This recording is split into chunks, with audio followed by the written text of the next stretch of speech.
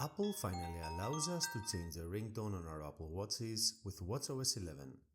Simply tap on Settings, Sounds and Haptics, Ringtone, and select one of the new ringtones. Here they are.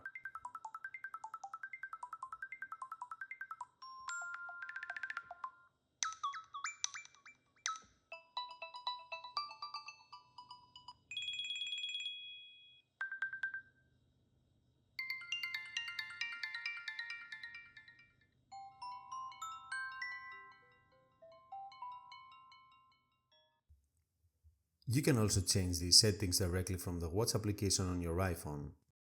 That's it guys, thank you for watching, stay tuned for more iOS and watchOS videos.